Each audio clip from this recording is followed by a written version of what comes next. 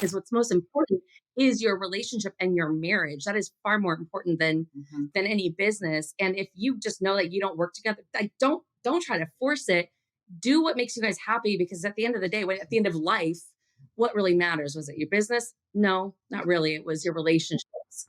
But yeah, I think what we have and what you guys have is unique and fantastic, because we're all meant to do something on earth.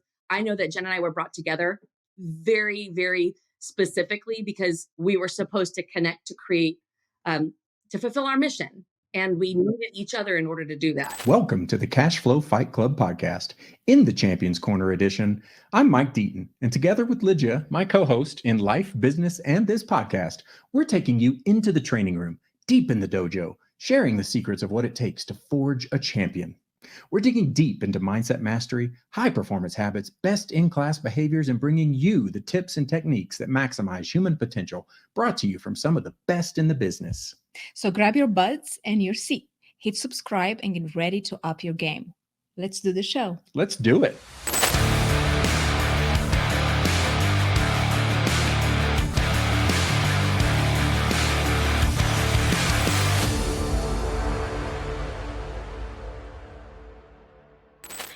Welcome to another In the Champions Corner episode. Today, we have a powerhouse couple that's impacting lives with the power of real estate investing.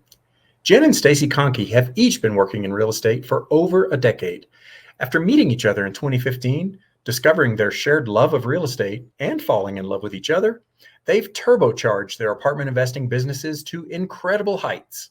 Beginning with a grassroots Facebook group, they've transformed their early mastermind focused on helping others find and acquire apartments into a full-fledged academy that teaches multifamily investing across deals ranging from smaller duplexes to large-scale syndication acquisitions. Jen and Stacy have such a great energy and have been able to achieve so much with their nourishing partnership.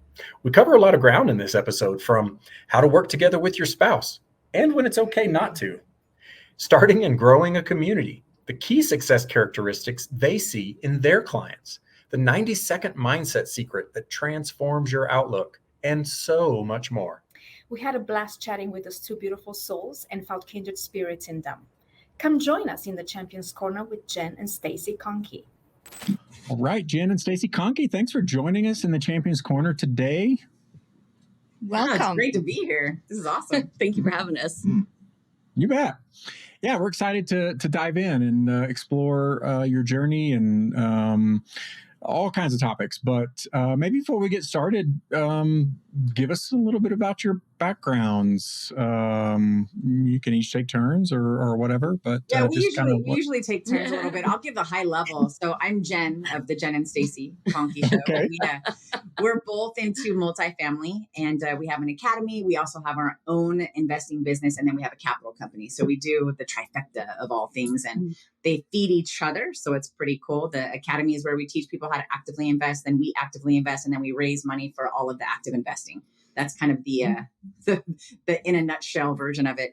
I started my investing journey back in 2002 with fix and flips with my brother. And I was in California at the time, and I was doing a lot of it on my own, really just exchanging time for very little money. And because California, you put a lot of capital up and don't get very much return, it wasn't a very lucrative model for me. And by the time I met Stacy, she figured out remote investing, which was, the best thing I had ever heard of since sliced bread. So I wanted to learn more about that. But yeah, I started off with single family home flipping and doing it in my backyard, got into single family home rentals, then did duplexes, triplexes, quads. I didn't get into apartment investing until I met Stace, when she was already doing it herself and actually teaching people how to do it. You can tell your story. Okay. So for me, it started about 20 years ago, a little over 20 years ago. And I also lived in California, and I was trying to buy like my first duplex, and because I've always liked the idea of multifamily, and I was just bumping up against like really high prices and a lot of competition. And so I just couldn't seem to get started. And I was frustrated because I had spent, $40,000 on my education and couldn't seem to get anywhere. So thankfully, I ended up coming across one of my mentors, who was a Canadian investor investing in the US, but he did it all remotely. So I dove deep into that so I could learn as much as possible, because I knew for me, I lived in a place where it just wasn't working. Like the numbers didn't work where I lived. And so that was where my journey started. And, Jen and I met in 2015. Up until that point, I'd done, small apartment buildings and fix and flip and new construction and like all of it. But when I was doing smaller apartment buildings, I was doing joint ventures, as a way of funding them.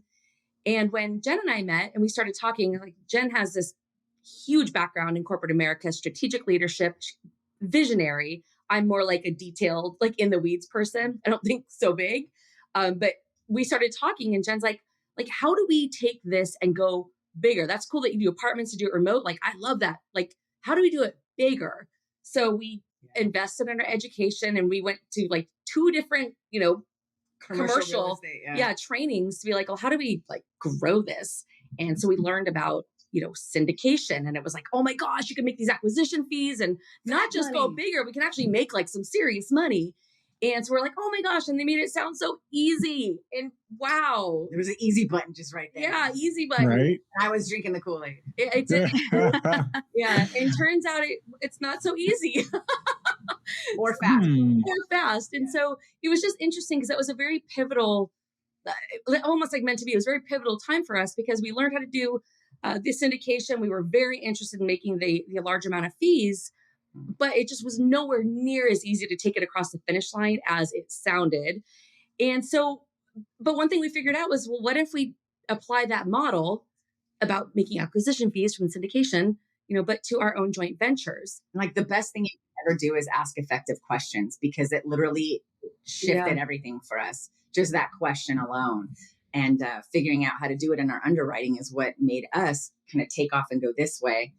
And it was pivotal. It was pretty cool. That epiphany but it all started with the effective question. How can we still? Yeah. And anyway, so that's, it led us to where we are today. We've continued to do lots of joint venture deals, building in the acquisition fees and the disposition fees and all the different things that you can build in as syndication, but doing it through the JV model. Now we also do syndication. Yes. So we do both. But man, I'll tell you what, all day long, I prefer the JVs. They're so much easier to close. You get more momentum. Yeah. From there, though, what we did is we did that model ourselves, perfected it, and then that's what we teach our students. Yes. So that's what in our academy, we say, don't start with syndication, start with joint venture, stair step into syndication. And then that's why we have a capital company and what we do. So it's like we teach active investors to start with joint venture and then eventually teach them syndication. And, a lot of people are like, what? But some people are like, oh, so not for everybody, but for those that we are for, we love helping people with that. So that's us in a nutshell. Yeah. It can be overwhelming to start with the marathon, right? I haven't run before and I'm just going to sign up for a marathon and go with the marathon. Some people can do it, right? It's able to be done, but it's definitely better to progress where you can learn the language, learn how things work. Right? That's a great analogy. Yeah. It's like couch potato to 5K. Yeah. That's us. That's all we need to start saying. Then a 10K. Then maybe a half marathon. Yeah. But just a marathon. It makes it a lot less stressful. How did you guys meet? Oh boy, do we want to go there? On a dating app. We met on a dating app. And at the time, it was so funny. I had all these requirements about the person that I wanted to be with. They couldn't be an only child.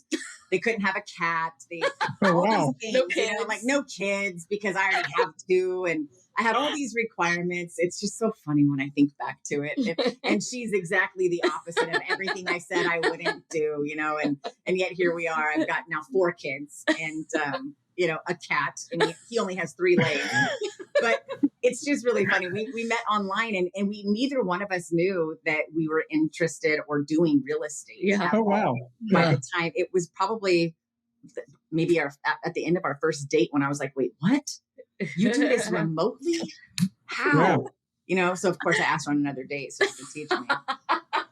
The most, the wonderful surprises of life, right? We have an idea of where we want to go or who we want to meet. And then the person is totally different. Yeah, the universe throws you a curveball right away.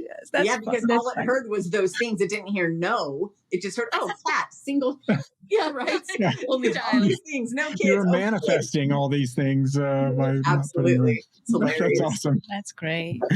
You mentioned earlier you might you might remember, I can't remember who, if it was Robert Kiyosaki or somebody that says, don't ask, can I? It's how can I Can do I? these things? And I love that question that you brought up, because it does totally shift your frame of reference and your way of thinking and about something. It's, instead of a limiting belief, it becomes about, okay, how can I do this? Because there's a way to make something happen, especially in real estate. It's such a wide open industry in that, you can use sweat equity, like you guys mentioned, acquisition fees, just to be, point man on deals, versus leverage other people's money with leverage debt. You can do all of these things to really grow wealth. And it is good to start small and kind of work your way in. Absolutely. Because Mike and I are obviously a couple, and we like to ask, if every time we encounter another couple that work together, how do you both balance your personal and professional life as a couple? I think that the first. Do you balance? Do you balance it? That might be the better question. Yeah, I would like to give a different perspective on how I define balance. I think everybody defines it differently. And for me, the only time you can have balance while it is standing still, like true balance is like standing still. That's when we're balanced. And since I'm into perpetual motion, I like to look at balance as one step over the next. And as I'm stepping and moving in perpetual motion, like, what hat do I have on? And what I mean hat is the role I'm playing in life. So whether it's my role as a mom, my role as a spouse, my role as a leader in our community, my role as an investor, whatever role it is, on my calendar throughout the day, I am just trying to make sure I'm checking my energy with, okay, this is the hat I have on right now. I'm about ready to go into podcast mode. So I've got to get back into investor hat and put that on, and being able to shift my energy and get into the right state of mind to get in there. To me, that helps me never feel out of balance. I'm not going to say never, rarely feel out of balance, because it's inertia, and an object in motion stays in motion. It's just about, in that motion, what am I picking up and focusing on? And for me, I don't really feel out of balance until sometimes mom guilt will come up, when I'm working too much. And it's usually when I'm really excited about a project and I just got that laser focus. So for me, it's not a matter of balance. It's a matter of passion, and how much, if I'm really passionate about something, how much is that passionate project going to derail me from the other areas of life that I'm equally passionate about, but just not in that moment. So for me, I have to think about, how can I accomplish it all while still being present in each role? So one of the things that I've learned in the last 3 years is a lot of delegating and figuring out what, and not necessarily what, but or how, but who has been our biggest thing. And we've had a lot of epiphanies about who to bring into the team that can do those things to help us stay balanced, if you will. But I think maybe it's just one of those things where when I say balance, I might feel a certain type of way because I might not be in balance. So I define it differently so that I am in balance. So you're not incongruent. It's a whole thing psychologically that I've done for myself, so that I don't feel guilty if I work too much, or I don't feel guilty if I stop. I just like to think, am I taking one step at a time, making momentum towards the goals I have in each area of life? And at the end of the day, once I've reflected on that, if the answer is yes, I feel super great. If it's no, I like to reflect on, well, how can I adjust that tomorrow? Like as quick as I can, so that I don't get too out of balance and wobbly, and feel like things are a little bit out of control. So I don't know if that's what you were looking for, but I know it's long-winded, but that's my process. It's very abstract. A lot of people are probably a little bit more clear cut. I'm just like, I'm going to look at it every day and just check in with myself. And how do I need to adjust differently tomorrow? I don't know about you. Balance is a whole set of, it's a whole conversation that certainly we'd have. I think I come from a similar school of thought as you, and we probably came up through corporate environment in similar timeframes, but, work-life balance and all of this was a topic of conversation. And yeah, I'm the same. I mean, I think life ebbs and flows, and we have different demands at different times, and it's really about allocating your time. And in one season of life, you may be heavily family and personal development. In another season of life, there are very appealing projects going on that we want to invest in and things like that. And so, yeah, balance certainly, it's not a cookie cutter, 8 hours sleep, 8 hours personal, 8 hours work, Exactly. and those kind of things. But yeah, I think the more, I guess the intent of kind of the line of questioning is, as a couple, how do you guys work together? It sounds a little bit similar to Lygia and I, in that I come from also a strategic executive level background, where I'm thinking a little more high level strategically and how to grow and do things like that. Lygia is a lot more of a doer and really digging into the weeds. And so we complement one another very well in our business life. We also happen to like each other a whole lot. And so, we can interface well and not get defensive and not do all those things. But yeah, I think that's a little more of a curiosity in terms of how you guys relate to one another and how you work in your personal life and career and all that, and feed off of one another. I think we're very similar to you. One of the things that, and we've been together 8.5 years now, 8.5 years. And one of the biggest things, and I don't know what to do for people that don't feel this way. I don't know what advice to give them, but we just really like to be around each other all the time. Like it's a little bit ridiculous, but I love being with Jen all the time. I don't care whether we're working or we're playing Catan or playing a board game or going to a movie or just hanging out with our kids. Like I love being around Jen all the time. So as far as like separating work and personal, there's a lot that goes intermeshed, because, as business owners, business is happening all the time. So, we can't always have like the nice clean cutoff that we have, that people want in theory. But I think at the end of the day, in order to work with your spouse, you better like them a lot. And I think, and we just really do. We don't get sick of each other. We love being around each other. And I mean, it doesn't mean that we always agree on everything, but we work through it, talk through it. But I think that because we coach multifamily real estate investors when they're getting started, and some of our students are couples, and especially with Jen is, also a mindset coach within our academy, because she's an NLP master practitioner.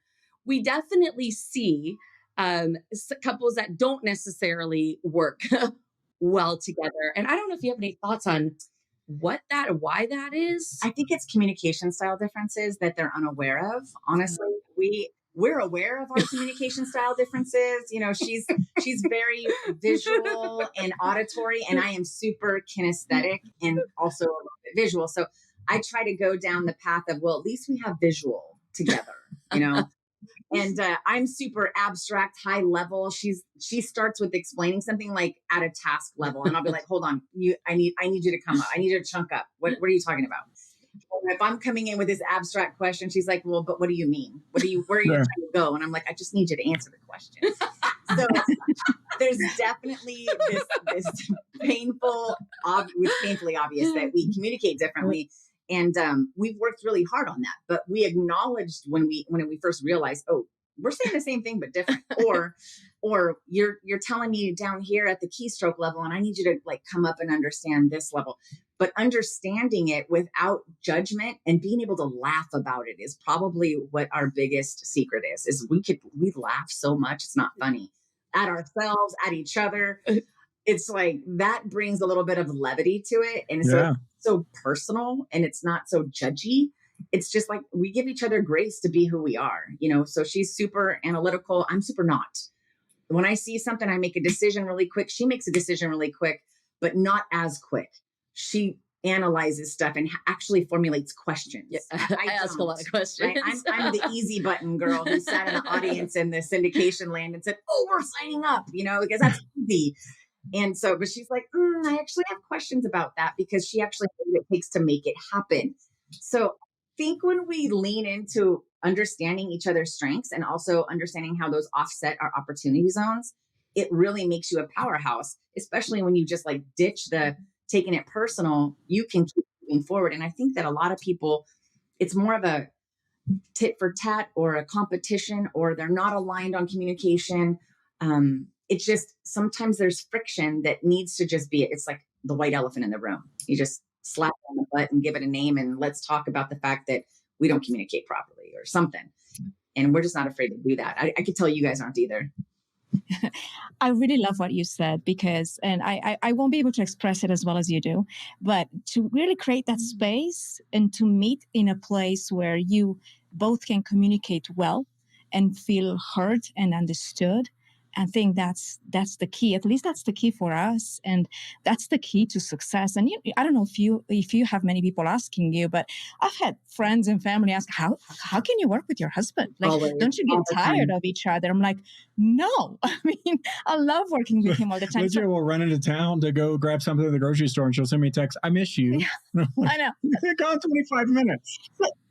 So really resonates what Stacy said. Like, I don't even know how to even answer anymore to those kind of people because they don't, like, we really like each other, but we also created, to your point, Jen, we created a space where we can communicate and we're not defensive and we don't judge each other. We can meet in that place where we can feel heard and understood. I think there's a certain amount of emotional maturity that has to come in that regard, right? You mentioned communication and understanding your communication styles and your approaches. And, you know, I this is my second marriage, so I had a previous marriage that didn't work out so well.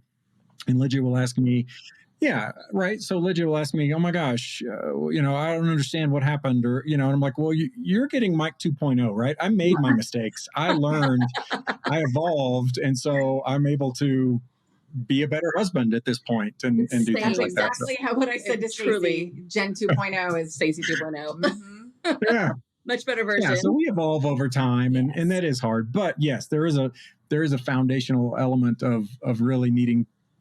Not that other people don't like their spouse, but some people just it's too much to be 24/7 together. And we'd literally, I mean, maybe it's not quite literally 24/7 because I'll go for a run, or, you know, we have an hour here and there, but 95% of our time is together, especially since we work together and we work, you know, home office and all of that. And it starts with a lot of that. So yeah, we feel you. It sounds like we're cut from the same cloth a little bit there. Yeah, absolutely. Yeah. And I think one thing I just want to say, like, for people that are like, "Man, I don't have that. And is there something wrong with me?" No, that's more normal to not be able to work with your spouse all the time. I don't think I don't meet people like us very frequently. Like meeting you guys, I'm like, wow, that's really cool. We've met a few other couples who work really, really well together, very symbiotic. But I think some people, they just require, it's almost like distance makes the heart grow fonder. And I think that is true for most people. It's not true for us. It doesn't make us grow fonder, it just makes us unhappy, the distance. But I want people to know, like, if you're not into like working with your spouse, that's 100% okay, because what's most important is your relationship and your marriage. That is far more important than any business. And if you just know that you don't work together, don't try to force it. Do what makes you guys happy, because at the end of the day, at the end of life, what really matters? Was it your business? No, not really. It was your relationships. Right. But yeah, I think what we have and what you guys have is unique and fantastic, because we're all meant to do something on earth. I know that Jen and I were brought together very, very specifically because we were supposed to connect to create, to fulfill our mission. And we needed each other in order to do that. Yeah, that's true. Beautiful. Love that. Yeah. And on top of all that, I think you guys have several kids that you homeschool. Yes, we have 4 children because we're crazy. Because we have them. Because there's nothing we can do about it. Right. They already existed. And we just kind of came Make together. the most of it. Yeah. We've got 4 kids. We do homeschool. We don't personally homeschool them. We have somebody that helps us with that. They have a that helps them. But yeah, we do. And so one of the cool things about that, and maybe why it's so helpful about balance, is that because they're homeschooled, they can do school from anywhere. And so we can have them take time off for the holidays when things are not so busy for us, or during the summer breaks when things are not so busy. We took that road trip for months and we went in the RV and spent time with them. So it was like, that was a lot around 4 kids in a 40-foot box. But then we need time away. So, of course, giving as many projects as you can. And we close on 2 deals since we've been back. So I should tell you something. Distance makes the heart grow fonder from our kids, for sure. She doesn't really mean that. I don't really mean that. I totally mean that. Yeah. We're all preteens, so Yeah. they're in that age where they need their space too, though. And Yeah. Yeah. Yes. They're forming their Yes. own identities and all of that. So yeah, Yeah. that's great. Love that. Jen, so NLP master practitioner, come from a mindset. Where did that come from? Did you foster that in your corporate career, or just it kind of develop out of a personal interest, or kind of what's your it's a great procession there? question. It's a great question because what I didn't realize about NLP was when I was working for Target Corporation, I was actually learning NLP. They taught it from a leadership perspective on how to have conversations, how to identify somebody's communication style, and just that it's a process of responsiveness and how to match and mirror. I learned a lot of that at Target, never knew that there was a name for it. Yeah. They called it leadership communication.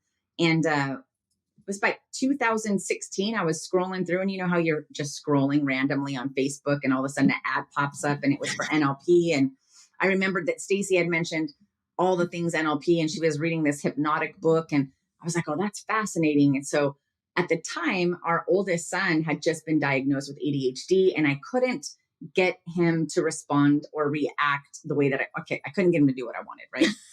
So I wanted to learn how to influence him better, but I didn't know how to do it. His brain goes so fast. And so I thought, I got to go learn some of this stuff. And it talked about, hey, are you tired of this? And are you doing this? And what about you? Do your kids listen to you? And I was like, no. So I'm just sitting there like, no. So I signed up for the class, and 4 days into it, I was like, this is everything I need in life. And I could see all of the ways that it would help other people with their belief systems. And I was hooked. And then I ended up going through and getting trained as a master practitioner back in 2018. And I just realized all the benefits that we could see within our own business. And so when we launched the academy, we were like, oh, we should definitely do mindset stuff. But we waited for a few months to do it. But yeah, I learned it in corporate America, and then got obsessed with it to the point where I got certified. And now it's like, it's everything plus everything. Yeah, so powerful. We're both a little bit personal development junkies, and I love NLP and the concepts and all of that. How do you? So let's transition a little bit into your academy. How do you go about applying the different aspects that you bring into your academy, from the nuts and bolts process overview to the mindset and any other aspects? How does that unfold for someone jumping into your academy? So the first thing that happens when someone joins in is we have a chief experience officer that gets on a kickstart call with them to just go through, hey, there's a 6-week roadmap. On this roadmap, you got to follow all of these training videos that teach you everything about the logistics of the steps and the mechanics of real estate investing, right? So they have the online learning platform. We walk them through in that 6-week period. Anytime somebody's doing something new, the first 90 days is the most critical period. So we assign that chief experience officer to them to check in every 2 weeks and make sure they're on track with that roadmap. So that's the first piece. And a lot of people like it because there's clarity. I'm not just coming in and there's 270 videos in there. Imagine logging in and going, oh my God, I'm never going to get through this. But we like to break it down in, actionable steps so they don't feel overwhelmed. And it's an A to Z process. So they have lifetime access to that. They go through it. And as they're going through it and they have some milestones, right? We say, get into a market, build a team, start getting some deal flow. Well, we hand them a list of markets to start with that we've had our team formulate. So there's a list of markets that they can just start with. They've got to go in based on the content and identify, is this actually a good market for my strategy? So they still learn how to select and vet the market. We just get the starting point. Once they hit that first milestone where they've got a market and they have deals coming in, they're analyzing it, and they have a one-on-one coach assigned to them that's looking with them at their deal when they're making an offer, helping them with their reps on the calculator, their underwriting tool. And then as the time comes for them to make an offer, the coach is like, make the offer, just go for it, and nudging them. It's all about the professional nudge. Now, what happens is that's usually when people start to break, right? They're like, oh, they want to throw up in the trash can the moment their offer's accepted. They're scared. And what am I doing? I'm actually a doctor, or no, I'm a dentist, or I literally, what am I doing? I only know how to do accounting. And we have to hold them and say, calm down, So it's that 90-day period where they're going through a midlife identity crisis because their identity is the thing that they are a subject matter expert of right now. And now we're trying to teach them to be a subject matter expert of this new thing. And they're breaking down all the things. So we like to, within that first 90 days, just get in there. And if they're struggling, get them back on track. So we track red, yellow, or green. So green means they're on track. They're following the roadmap. The CXO lets the coach know. Anytime they're not on the roadmap, if they're yellow and they're at risk of falling off, then the coach will reach out and say, hey, what's going on? If they ever hit red, then Stacy or I will call them and say, hey, what's going on? And that's not very often, but I've had it happen at least 4 times in 4 years. And then I get them back on track. And they have to get rewired in a sense because they have a belief that's holding them back. Like, oh, I can't ask that person for money. I'm just asking for money. And we got to rewire them to, no, you're not really asking for money. You're providing an opportunity that they can invest in. And just these little tiny belief swaps start to help them understand. But really getting them to step into the identity of an investor is what we're focused on that first 90 days. And there's an entire community of students in there that just went through what they're going through. Yeah. So when they're on those weekly calls with them, they're letting them know, hey, I was there. I was just there. And this is what I did. And so it's kind of like we've been accused of it being a cult. And we're okay with that because it's a fun cult and it's a helpful, transformative cult. But that's really what the experience is you go from wanting to do this, or you go from trying and being burnt to, okay, I'm actually being held accountable to actually do it now. And I believe I can maybe, and then helping them, just nudge them a little bit and getting them to make that offer. When they make the offer, we walk them through and hold their hand all the way till closing. And then it's literally the best experience they have in real estate their entire life. Yeah. That first one, Love that. That's beautiful. Yeah. Yes. You guys mentioned having gone through your own educational journey.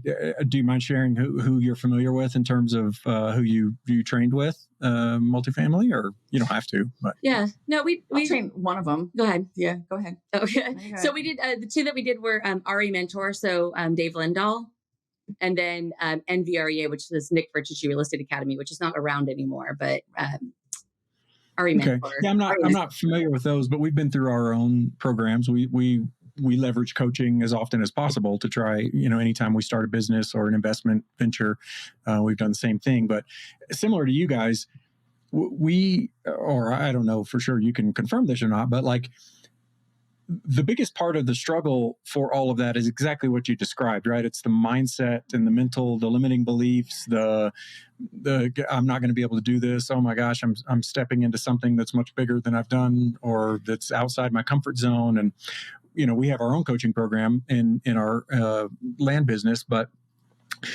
that's something that we wanted to bring into our platform because we yearned for it when we were going through. We were like, oh my gosh, okay, A to Z process steps, I can totally understand. I can figure that out. That's how to do it. But then, yeah, you get to these certain milestone events where you're panicked or you have anxiety, and that's where you want someone to be able to come in and coach you through all of that. And that's, we missed out on all of those types of things. And fortunately, we had enough of that in our background, and we were able to kind of coach ourselves through some of that and be able to successfully go through a couple different programs. But that I think that is such a important aspect of any training program, because typically when we're training, we're doing something that's foreign or it's outside of our comfort zone, and that's exactly what's going to be tripping us up. So love the fact that you guys have that in there, and you handhold when you need to handhold and let people go when they don't. You have monitoring and touch points and all of that. We even have a mindset course that I created that they got to go through.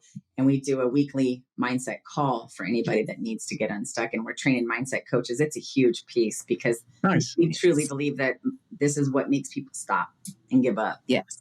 Yeah. That's awesome. What one of the things, anytime we talk to coaches, we like to ask, what do you guys see as common traits for rock stars, right? People that come in and just seem to go. Do you see common threads or in terms of personality traits? Yeah. I have coached in real estate for a long time, over 15 years. And one of the things that I see when people have like a lot of success, most of our students the majority of them have success. Some of them takes a little bit longer than others, but the ones who've had like the most success, it's being consistent with their action and showing up and getting the coaching, and they're coachable. So you've had people before that come in, they'll close on some properties and they're like, oh, I got it. Even though there's a new level, new devil. there's big, steps that you go when you go up. And when they become uncoachable, we see them pretty much stagnate out. And people are like, yeah, I'm ready to go to the next level. And they keep taking feedback and then they incorporate it, take feedback, incorporate it. And then actually, no one's ever asked me that question like that before. But the other thing that really seems to be a common thread is they give back. Yes. So like within the Warriors of Wealth community, like within our network, we have students who've been with us for, 3.5. They're going on 4 years. Yeah, they're going on 4 years. And we have people who come in and they're brand new. And our students who've been there even a year or two, but especially our centurions who've been with us 3 years and longer, will come back and they will lift them up and they'll be like, hey, you know what? I remember exactly what it's like. Like, it is overwhelming, but you are going to be okay. Just take it one step at a time. So not only do they stay coachable and they stay open, but they come back and they lift others up. Mm-hmm. And really, the truth is, when you teach or when you coach, no matter how much experience you have, when you step into the role of going into someone else's deal and helping them through it, and you have to explain things that you don't necessarily realize you learned at some point because you just know it. You have what is it called? Unconscious competence. And so when you are required to now explain whatever just happened to someone who's new, you learn it at an entirely different level, because and also it helps you identify like what you don't really know as much as you thought when you are lifting others up. So I think that's really part of it, is they learn, but then they start giving back and it just strengthens them. And then they just keep growing and growing and growing. The beautiful thing about it too is one of the things we notice, because we have that culture, is they give back. And as they're giving back and they're lifting those people up, those folks are starting to get better results and they get into better deals. And for example, like Marietta was able to now sponsor another deal on a couple of students that were only in year 2, and it's like that part's cool. They go from needing a sponsor to being the sponsor. Brad too. And Brad, yeah, that's right. So it's amazing to watch. And so of course that's a very motivating factor for them. Like they know that one of the things we teach is the 90-second rule on how to change your mood or your state of being in 90 seconds. And they know that the very last thing is to turn around, like when you're just feeling helpless or a little upset, turn around and help others. And that feeling it feels better. It raises your vibration. It keeps you in this focus. And so they have learned and been conditioned to turn around and help others, but that's just in their nature anyways. But now it's like they have these cool bonds, and then we just sit around, and that's why we love this stuff. It's like a dopamine hit. We're like, oh my God, that was so cool. That's why they call it a cult, But yeah, it's those are the best students. Yeah, that is so beautiful because, there's the saying that you attract your own tribe. And I would imagine for you guys, it's so rewarding to see people have success, but not just having success financially or in whatever they do, but also adopting this culture that you have implemented and giving back. And the more you give, the more you receive. And just people just adopting those mindsets and the culture, it must be so rewarding for you. It's beautiful. It is, absolutely. The love that you have. They actually performed one of Stacy's favorite movies is The Greatest Showman. And at our last event, a secret flash mob to surprise us. And we were just like, oh my God, this is amazing. There's like 12 people. Yeah, they all met weekly and were on Zoom. They live all over the country. Yeah, that's how much these people love each other and then love us and we love them. But we were in tears. So we were like, what in the heck? How did this just happen? So creating that, we definitely, you nailed it. That's exactly how it feels. It's like, wow. There is a quote from Tony Robbins that really resonates with me. And I know it's a complex subject, but what his quote is like, success without fulfillment is failure. And many times, you guys have that fulfillment because of everything that you do and what you just said about people coming to love each other and supporting each other. And it just really resonates with me because I think many times we forget about this side of fulfillment, really being fulfilled in what we do. Yeah, it's easy to make money, really, theoretically, right? You can find a lot of different ways to do it. And what are you being fulfilled? It's another question. Yeah, that's great. That we get to have both in our life. Yeah, service and giving back is such a fundamental aspect of that feeling of fulfillment. We just just had Yono. You guys know Yono Ice. We just had him on the podcast not too long ago, and we were talking about that very fact that anytime you either internally get in a depressed or a negative state, or even in life, he was talking about, he went through a period of hardship where he really had very limited amounts of money, was in debt, struggled. And in that moment, he decided to give. Like he started a foundation and a charity to help other people like him. And, it was exactly this concept of shifting your attention from inside to outside. It instantaneously shifts your mood and your perspective. And love that concept and the 90-second rule that you guys have. So very, very important. It's cool. So let's stay in the multifamily vein and talk about, I'd like to hear about your starting out your business venture, how you went about growing it and scaling it, because I think for a lot of people, us included, that's a very intimidating thing. A lot of time there's a lot of faith that goes into hiring people, maybe even before you're ready, and having the faith that, okay, we're gonna invest in this resource and bank on the fact that it's going to grow our business a certain amount or something like that. But tell us a little bit about your journey in that regard, and also from a mindset perspective, how you carried yourself through the entrepreneurial journey. That's an ongoing journey, isn't it? It definitely is. Yes, for sure. I think, one of the things that we did very early on is we identified that Stacy was already training people one-on-one. And, when I was doing that for 12 years in real estate while working in corporate America, I was always wanting to have people that I could have asked, hey, this is what I'm going through. What are you going through? And what do you think I should do about this? Just a brain trust. So I'd always been wanting to do a one-to-many model where we could create a community, but never really knowing how. And again, it came down to a question and ask, how can we? And Stacy had met a guy, his name was Andrew Cruzy, and he taught you how to build a community online.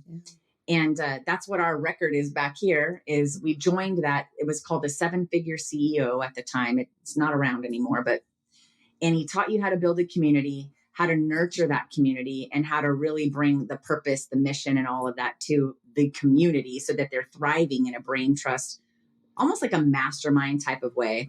And Stacy got him on the phone, and we got on the call together, and they just walked us through what it looked like. And we were like, well, we could really do that. They made it very simple and said, just start a Facebook group and just organically start talking to people. We were like, wow, imagine that. What's this Facebook group. Yeah. What is it? Zoom? What? We don't know Zoom.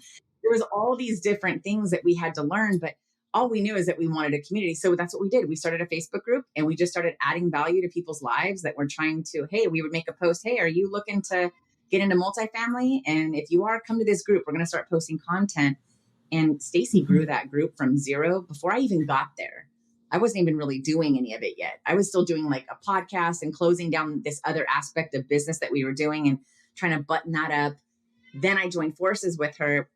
From there, we just started doing trainings together and these weekly ask us anything questions and just really serving the community. So that's how we started it, was through serving first. And we met a lot of really cool people. We have some of our students that are in the academy right now. We're a part of that original Facebook group. So there's a lot of bond and history there. Like, they're just with us forever. And it was hard in the beginning to think about, if I'm going to build a community, like, what do you want it to be? What are the rules? What's the culture? You have to ask yourself a lot of questions about, like, what do I want to actually have the outcome be of having this group? And for us, we wanted to create this community that was focused on getting their first multifamily property, because it resonated with us. That was the hardest part for us. And it was really Stacy's mission to help people get their first multifamily property. Super important and value aligned on that. So it all just came from the heart, serving from the heart first and delivering the content. That was the first part, creating that community. That part was fun. The first 18 months was like, it was. Yeah. It just as business owners, obviously we've been doing real estate for 20 years. So real estate isn't so challenging anymore. I mean, every deal has challenges, but it's like, we understand that. We got it. When we started the coaching one-to-many business model, because that was really new. One of the things, and we're about 4 years in, and this continues to be true. Things change all the time, but in real estate, things don't change all the time. Like, when all of a sudden interest rates go up, but they've been down for a long time. So in real estate, it takes a while before things like really shift. But in an online service-based business, oh my goodness, things change all the time. And so that has been a really substantial adjustment, because you expect, like, okay, oh, we figured something out. Okay, it's working. And all of a sudden that's not working at all anymore. And you're like, what the heck? Like, we didn't do anything different. And what we've come to understand is that in that business, in the online world, things change all the time. Algorithms change. Well, like, people's attention spans change, what they want, whether they're desiring video or written content, like everything changes all the time. And I think I'll call it beautiful, but it's torture and beauty all at the same time. One of the beautiful things about that is it's really taught us that you can't just sit on your laurels and wait. If you want more, if you want to have more impact, you want to have more in life, you have got to be the one to, like, go for it and make it happen. Just like with real estate, it's the same kind of principle, but things shift so quickly in the other world that we are constantly innovating. And it's exhausting at times, but it's also exhilarating, and it challenges our brain. And every step along the way, because we can look back at the last 4 years and go, oh my gosh, there have been so many times where we're like, oh no, like, why isn't this working? And all of a sudden, from that frustration, from that difficulty, we discover something else or something better, and it allows us to reach our mission even more. But like, we never know what the universe is going to throw at us, but it is clear that, like, it wants us to keep growing towards something. So we keep getting these challenges that require us to level up. And I wasn't expecting that when we came into this. That is a really big thing. But I think if people understand and know that, entrepreneurs in general, it's a lot easier to accept when stuff changes, even though it seems to change like every couple of weeks sometimes. And you just know, okay, I'm going to ebb and flow because that's what it requires. It's crazy because it kind of starts off as, it was this little passion thing that we were doing to get a community together. And it started off as a little mastermind. And then as soon as it got some teeth, because that Facebook group that we started with 0 people in it is now at 27,500. When it first started and we started to get people in there and grow it, it was a mastermind. Then I think it wasn't until, that was in 2019 when we first opened that Facebook group. In 2021, we were like, oh man, we could actually, there's so many cool people in this mastermind. Like, what if we could find more of them? That's when we decided, oh, let's make it an academy. So it went from the Warriors of Wealth Mastermind into the Remote Multifamily Investing Academy. And then we enrolled a whole bunch of students. Like, we've got hundreds of students. And now the Warriors of Wealth Mastermind is the Warriors of Wealth Network that's powered by the Academy. And it just unfolded right in front of us. And it was never a plan. So I hate to say it, but I would love to say that the Academy was a plan. It wasn't. No. It unfolded into that. But the network, the Warriors of Wealth Network, was always something, no matter what, whether the Academy is there or not, that network will always be. That's our people. Yeah. And I think that it's like you have a passion and you figure out, well, how can I grow it? And then it becomes, holy crap, you were serious about that. We just went from, $5,000 or not 5,000 in the Facebook group to 10. We just doubled overnight. What are we going to do? And then it's like the, oh crap factor comes in. That's what Stacy's talking about, is like, oh my God, we had to learn how to, we didn't know marketing. Like, we don't know how to message things. Our graphics were all wonky. And then we have someone come in and say, you guys have the opportunity to take this to the next level. And if you grow it in a way, you can, you never know. It's like it's a full circle. And identifying that it really is like a wheel. Like you mentioned Tony Robbins before, we're in his platinum partnership network. And one of the things that he talks about at Business Mastery is having an entry point in your entire wheel, right? And it's like, okay, we teach active investing. We also do active investing. And because we do that, we've got to raise capital. So we can make this a big wheel. And if we're raising for 506Cs, perfect. And then we're teaching people, perfect. If we can figure out how to market to attract both, awesome. And when the opportunity came in, like, oh, this could actually feed deals so that we can build the skyline. Whoa.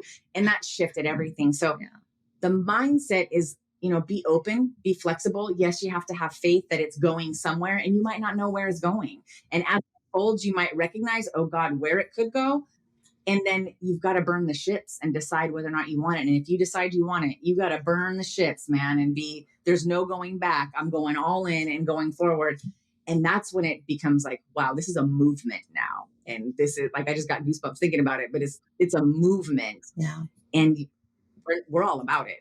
But 4 years ago, it was just a little mastermind that we thought would be cool to have in a community. Yeah.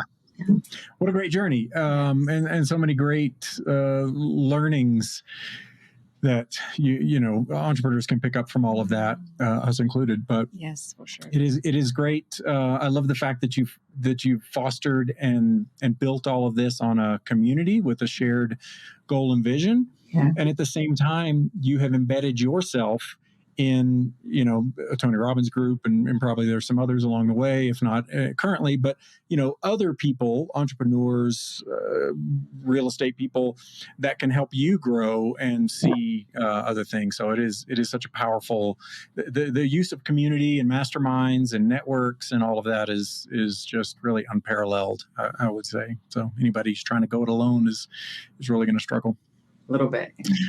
No, I forget who I heard just the other day say, it was on a podcast I was listening to, but there is no such thing as the self-made man or anything, right? I mean, you're standing on the shoulders of so many thousands of people that, built society and the things that we enjoy today and all of that. So it is great to leverage the power of community. I agree.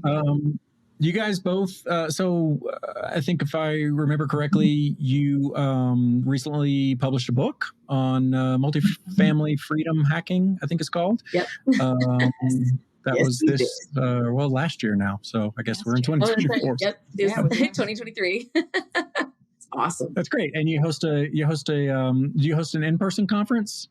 We do. We have our Warriors of Wealth conference. It's called WowCon. We have the next one coming up in February 2nd through the 4th. But, we're leaning towards doing one annual event in November that will be larger, at least like 450 to 1,000 people is our goal, to try and get just as many people that are in the real estate industry to come together and really just network and come up with ways that we could do more deals together, whether it's a capital raiser or people that are national lenders. We just want everybody to get in the same room and figure out how to pair people up into teams that can go out there and take down deals together. So we just made a pretty good investment to go bigger for November. And then we'll see how that works, right? Because, we beta everything. And as we do this one in November, if it turns out to be something that because we won't do it if we don't love it and we're not having fun. If we end up where it's a win-win for everybody that's there and we're having fun and we love it because we love live events, then we'll go bigger the next year and try to double the count of people that are in there. But up until now, we've been doing, 4 events a year, and that's like, it's a lot. It's a lot. And what we realized is doing those 4 events a year, it was distracting us from doing as many deals as we probably could. So we want to be able to have the 2 events and then be able to focus the rest of the year, like during the summer, to just start doing a little bit more deals instead of trying to focus on a summer event.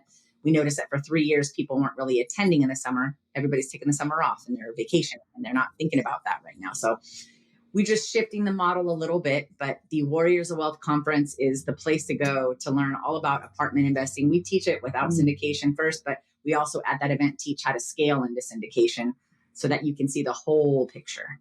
That's about it. That's great. What else is in store for the future? So you've got your academy going, your conference, any other? Yeah. So like we launched our capital company last year. And one of the things, like for many years, I didn't realize that was a thing. Like people raise capital as a business. I had never heard of that before. It was actually, we were we were at a point where we were so busy. We had just moved cross country. We had launched the academy, got these 4 kids trying to transition to homeschool. And we had been saving money so that we could do our next apartment deal. So we had several $100,000 sitting in the bank and we just did not have time. And we're like, and Jen's like, we've got to get this money to work. And I'm like, I know, I don't have any time to find a deal, because there's so many hours in the day because of where we are with our business and moving. And so that was the first time we became passive investors. And so as we were evaluating different opportunities, I saw on one of the deals we were looking at, it said, it was something capital. And I was like, what is that? It was like one of the sponsors. And so I looked into it and I was like, I think her whole company is about raising money. I wonder if that's a thing. So we started looking into it and I'm like, it is a thing. How crazy. So, but we were too busy to really do a whole lot with it. We've been raising capital forever, our whole time, because we always have to raise capital for our own deals, but not like in a structured, systemized way to do it for the sake of doing it. So that was something we wanted to elevate into last year. And so we did, and we've invested in masterminds for that. We always believe in investing in our education because Lord knows there's so much, there's so much learning curve. If we can pay to shrink that learning curve to this instead of having to figure it on our own all day long, I don't want the money. I want the time to do that. Because we've built the academy over the last 4 years and we give a ton everywhere and we're very forthcoming. We're super authentic. We call it like it is. We've built a lot of know, like, and trust in the multifamily community. And so at this point, we have so many people that have been following us. And I was like, man, I wonder, like, but not everybody's going to come into the academy. Either they don't have time, they're not interested in learning how to do it, but they like multifamily. So for us, it was like, how do we figure out how to leverage all of the things that we've done in the community we've built to find the people that really, they want to invest with us. We never thought to ask them how. And so that's part of what we're working on now is start creating the messaging and the systems to, once WowCon is done, because we're, crazy busy with that. When WowCon is done, we will start outlining and really reaching out to our 27,000 community members and figure out which ones are like, yes, I want to invest, but I don't have the time. So I want to invest with you. And then finding the accredited investors out of those and then starting to find out more about what they're looking for and then identifying that next deal. So really, I think the next year is about serving the people that have been following us a long time, but in a new way, not just with the academy, but with getting them opportunities to do deals with us. Yeah, that's exactly what the plan is. Yeah. That's exciting. Yeah, passive investing for so many is the way to go. For people that doing it in an active way requires a lot of time and effort. It really does, especially. And so, passive. We passively invest often. We get great tax benefits, great returns, and all of that. And we're okay to do active investing for now, but it's not the long-term goal, right? I don't want to be 70 and still, trying to close on deals and operate a deal or whatever. It's I want to be sitting on the beach next to you guys, just toes in the sand. Yeah, exactly. It's awesome. Well, ladies, I have to say your energy is infectious. And it's so inspiring to see you both and hear you both communicating and the way you interact with each other. And it's such a pleasure to have you on. And we like to end our episodes with gratitude. And if there is someone or more people or whatever, if someone you want to shout out to that you're extremely grateful for that was instrumental to where you are today, please go for it. You go ahead. So I think, who I give a shout out to and have a lot of gratitude. I have gratitude for so many things. But there's a person that works for us in our academy who's our chief operating officer. And she really did such a good job. We brought her in, 2.5 years ago, just to help us systemize things so that we could actually scale the academy and have a greater reach. And what we've found is that the three of us, Jen and I work really well together, but when we get the three of us together, just magic happens. We are all so complementary in our skill sets that when we were getting ready to launch the capital company, we offered her a partnership opportunity. So she's actually our business partner in that. And we just closed on an apartment building with her, and we have other real estate that we own with her. So she started as our chief of operations.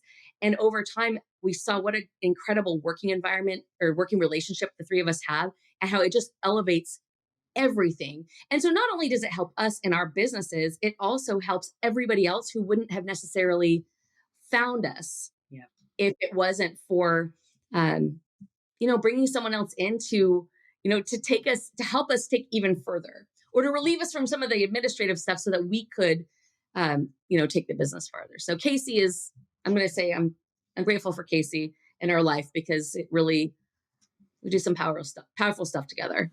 Absolutely. Not to be crazy, but my gratitude goes to Casey's wife, and her name is Lindsay. And this particular, she is amazing. First of all, she's one of the most amazing souls that we know, that we've come around. And she's just like, she has the same belief in us that there's always a way, and she never backs down from a challenge. So when I came to her with this crazy idea and said, hey, do you want to come to one of our events? It was literally October of 2022. Had her come to the event. And I said, if you could just figure out how to run the speaker and the microphone for me, that would be cool. That way I don't have to worry about it. She said, sure. That's how it started. So she started doing the AV side of things. And the AV meant just make sure my mic works. And it has now become this massive thing where we have a stage, we have 4 speakers, we have a switching table, we have lights, we have a 10-foot LED wall, we have all these things. It's just huge, and it keeps growing, because every time I go to her and I say, hey, what do you think? Can we do this? She goes, and she figures out how, right? Yeah. So I just want to give a big fat shout out. I'm super grateful for Lindsay, because she makes our events so amazing. And then not only that, she thinks about the experience of the student when they get there.